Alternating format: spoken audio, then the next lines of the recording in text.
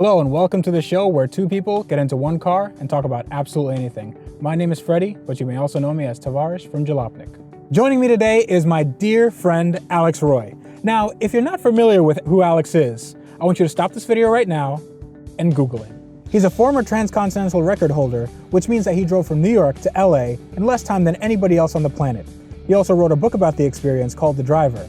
And he lives in New York, where he drives a Morgan three-wheeler every single day. He's also very opinionated and can talk for hours on end about any subject, so I was ecstatic to have him on.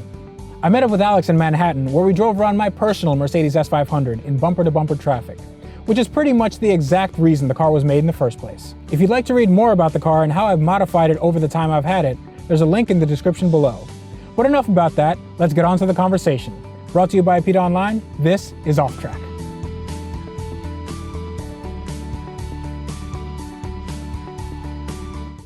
I drive around aimlessly 1 to 2 days a week in the Morgan in New York City. Okay. So yes, I believe that's the best way to clear your mind. I think Afroduck would feel the same way. He needs to clear his name, not clear his mind. Okay, so we're just gonna drive around. I really think that driving around, not a lot of people do that anymore. I think it's just one of those things where people drive to a place, a car's an appliance, and they don't have. One of my favorite Top Gear episodes is when I think it's a SL Black Series, and Jeremy Clarkson is just driving it at the wee hours of the morning, and he's just saying, this is a car that you get when you want to figure stuff out, when you just want to work stuff out in your own mind. You just want to take a drive and kind of forget about everything, and I think that's important for people, especially people that love cars. I think the best thing you could do with any car, and certainly that one, is not use a GPS. Oh yeah. Like having just driven cross country with Jack Baruth. Yeah. And having grown up before GPSs, learning to drive without GPSs. GPS is like the destroyer of the pleasurable drive. The GPS is got to be the worst thing that ever happened to the notion of a really great road trip, because any sense of discovery is out the window.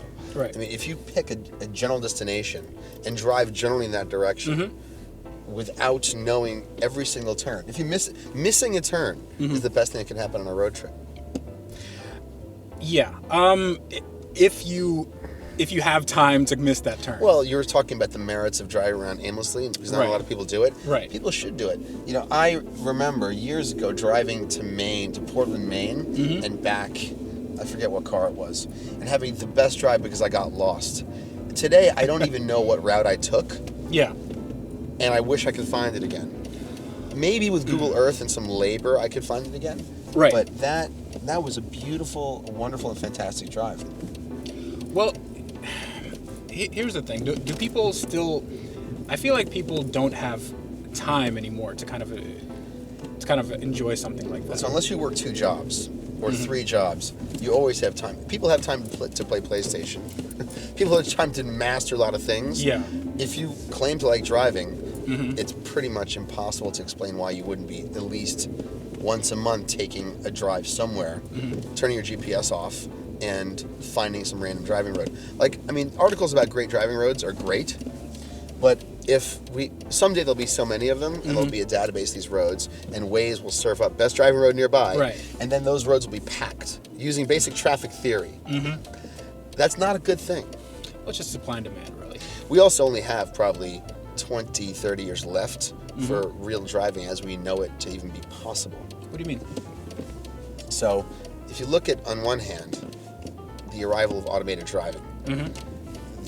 Automated driving, and I don't even know if we have enough time today to discuss it, is going to lead to automated drive. Like the HOV lane is going to become a lane populated by automated driving cars, right? With some people still driving their own cars. Then, logically, you're going to have, and then people who want to drive themselves will be able to pay for the privilege of driving in maybe a dedicated lane. So if you have a 3-lane highway or a 4-lane highway, you'll have an automated lane, you'll have your high-speed, rich guy lane, and then you'll have the lane that the government gives to suckers. And it's outrageous, and yet it's the march of capitalism and technology converging to address a problem. Some people don't want to drive. Most people shouldn't drive. Right. 50%, I mean, 90% of people say they're good drivers.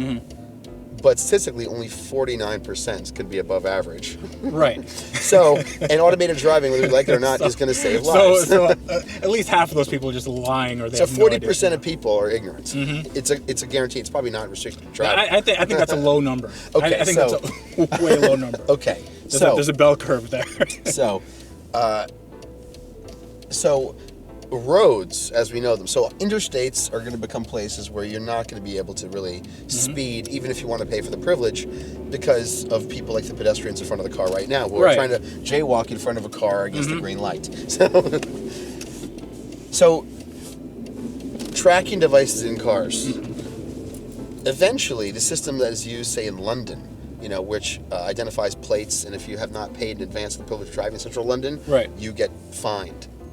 Okay. So that system is going to eventually. Well, is that the congestion charge system? Yes. Okay. That is one minor, a couple of lines of code away from being able to just track you between toll plazas. Well, they have something like that in LA, I believe, where if you leave a car at a just parked somewhere, and if you still have money in the meter, and if you leave before that meter is expired, then that meter will reset because there's a sensor to see if your car is there. Exactly. So look, it would be very easy to penalize people, to issue speeding tickets. The government is great at that, by the way. The government is great at getting its own money. The march of evolution, I mean, in Europe, certainly in France, things like that are going to come probably before anywhere else in the Western world. France and England. So the pleasure of driving unimpeded by the authorities. We talk about the pleasure of driving. Most of the pleasure of driving occurs above the speed limit. We all agree that that's true. Right. So it is going to become very difficult and a lot less common to be able to just drive for pleasure at any speed in the future, as lanes get allotted for automated cars, for people who are willing to pay in to get there a little faster, but without the pleasure of driving because you're in a lane full of people who are going 20 miles over. I mean, there has to logic suggests that in the same way you go to see a movie today, you can pay in certain theaters for assigned seating. It's like twice the price. So the problem is, I don't think government will get to the point where it's all free market driven. It has to be sort of, we have to make our own. There will always be a lane, right? A public lane, but that you better believe it's like net neutrality. We're going to be talking about road neutrality in 20 years or sooner. What about? I think Adam Carolla said this a while ago. He said, "This is what you do.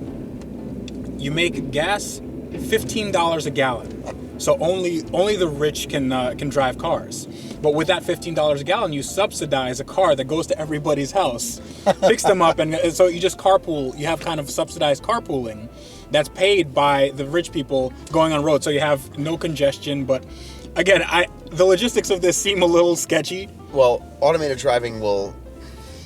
I mean, the thing automated driving will also change the nature of fuel consumption. Because those cars will be more efficient.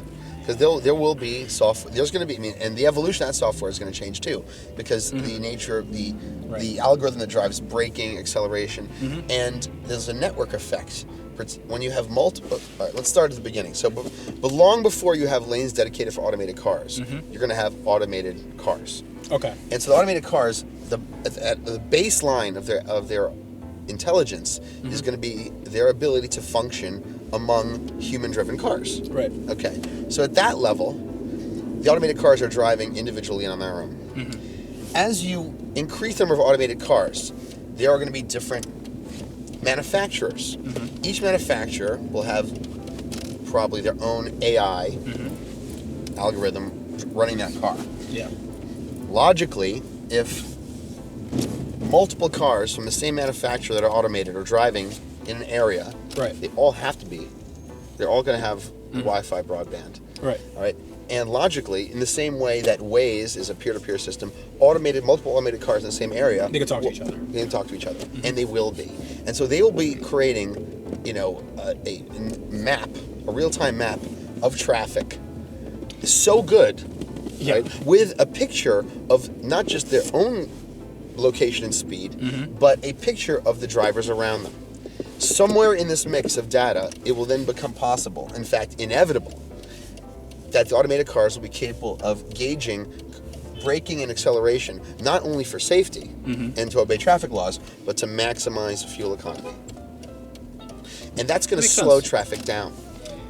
Do you think so? Well, it'll speed it up under some circumstances, but it's probably going to slow it down overall. There's going to be a median that they're all going to approach. And that median is going to be somewhere in between the speed limit and I don't even know what to define this next data point as, but the behavior of human drivers and the envelope of safety around which automated cars have to behave will determine some lower speed, just below the speed limit, that will maximize both the safety and fuel economy of the automated cars. Because at the end of the day, the one thing that cannot happen with automated cars is they cannot have an accident. And the second thing after not having an accident is how to maximize fuel economy. Right. Because that will be a selling point of automated cars. Safety is a baseline. If they can't guarantee safety, nobody will buy one. Yeah. I agree.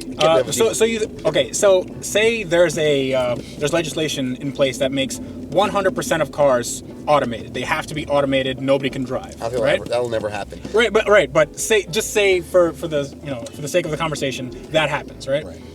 Will speed limits be higher if it's a safety thing and automated cars can do like 100 something miles an hour without an accident? I don't know if we'll ever have 100% automated cars, but.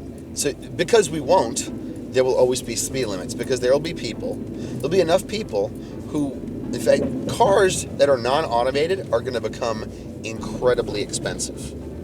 Incredibly expensive. Well, like horses. Like horses are now. They're not used for transportation now. It's just recreational. Right, and you can't drive a horse. You can't ride a horse in the street. Like, I couldn't buy a horse and ride around Manhattan. Actually, wait, can I?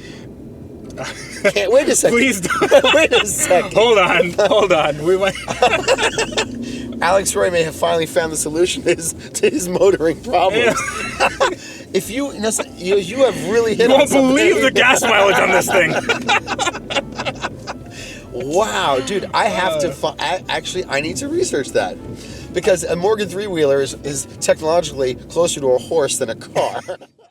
All right, that's enough for today, but what did you think? You can leave a comment down below to give us your view, or you can join us next time when we continue the conversation. Be sure to follow Alex on his YouTube channel, especially if you like some insightful commentary about some seriously cool cars. And you can check out APiDAonline.com for DIY guides, epic builds, and videos just like this updated daily. If you'd like to support APiDA Online, you can do so by clicking through the Amazon banner on our homepage. It costs you nothing, and it lets us keep making articles and videos like this for you for free. And on that note, always remember, life is just too short to drive boring cars.